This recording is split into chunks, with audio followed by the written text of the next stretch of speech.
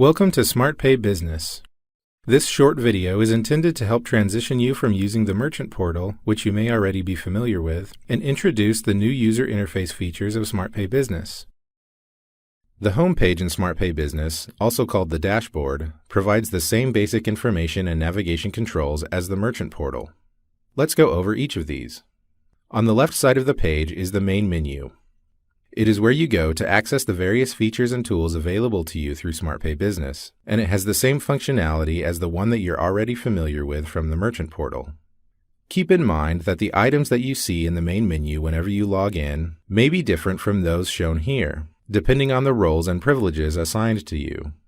Some of the items in the main menu have a drop-down arrow next to them, which means that you can expand them to show more options. For example, clicking the Files item expands to display more features related to uploading and viewing of ACH and Check21 files. You can make the main menu smaller by clicking the Hide and Display bar next to it. This will open up more room for you to work with in SmartPay Business. If you hover your mouse over one of the icons that has more options, such as the Files icon again, the options will display next to it. Now let's take a look at the top menu bar. The first item is the Search button, which you can use to search for customers and transactions. Clicking the Search button displays the search criteria. This is similar to the Search drop-down menu at the top of the merchant portal. Clicking the Search button again will hide the search criteria. The final item is the User drop-down menu. The items shown in the drop-down menu, Frequently Asked Questions, My Settings, and Log Out, are similar to the links shown near the top of the page in the merchant portal. The FAQ page contains answers to common questions. The My Settings page is where you go to change your password and update your secret question and answer, as well as your authorized caller identification phrase and response. And the Log Out item logs you out of SmartPay Business. On the dashboard, you see the Welcome section and the News section, as well as the Current Transaction Summary section. Hovering your mouse over the items in the Status column displays a description of each status, which is a handy reminder in case you are unfamiliar with some of them. Let's take a look at some other important user interface features in SmartPay Business by going to the Reports page. Anytime that you click on one of the items in the main menu, the name of that item appears in the top menu bar.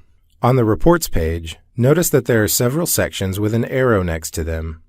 By clicking the arrow, the section collapses to hide its content.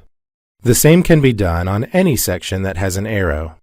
For instance, if the standard report section is taking up too much space for you, you can click the arrow to collapse it. Notice that the reports listed here are similar to the reports available to you in the merchant portal. Any of your own custom and shared reports appear in their corresponding sections. Now let's select the Deposit Results report. We have chosen some basic search criteria. To see the results, click Get Deposits. You are now at the Results page. This new panel shows your search criteria, which you can use to revise your search criteria instead of going back to the search page and initiating a new search. It can also be collapsed by clicking the Hide and Display bar next to it. This gives you a little more room to work with. To further expand the size of the report, you can click the View Mode button here. This expands the report to cover the entire width of the page. This area is called the Toolbar. This drop-down menu allows you to choose the number of records to display per page. These 4 buttons allow you to navigate to the first page, the previous page, the next page, and the last page. Clicking the Layout button displays some options for formatting the layout of your report.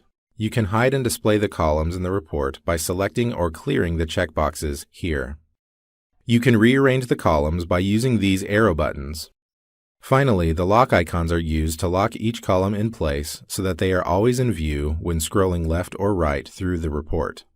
This is similar to the feature in the merchant portal, wherein you could customize the layout of your report using the Report Column Headers filter. We've gone ahead and made some changes. Now let's click Save Changes to apply them. The report now has fewer columns. The next button in the toolbar is the Filter button. Clicking it displays a set of search fields for each column, which allow you to enter certain criteria that will filter out transactions that do not match. For example, To only display the 2 transactions that were performed on October 8th, you can type the date into the search field under the Creation Date column, which will then hide all other transactions.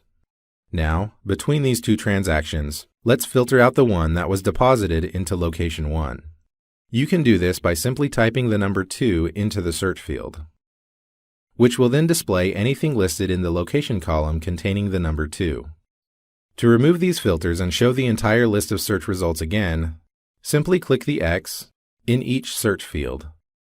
You can also click each column header to sort the contents of the report in ascending or descending order. The second to last item in the toolbar is the Print button. Keep in mind that Internet Explorer and Google Chrome behave differently when you click the button. In Internet Explorer, a basic print window will appear, allowing you to select the device that you want to print to. In Google Chrome, however, a preview of the report will appear, showing all columns across a single page. By default, the report will print in portrait orientation, but you will be able to fit more information on a single page by changing the orientation to landscape. All filters and layout options that you apply to your report will be reflected in the printed report.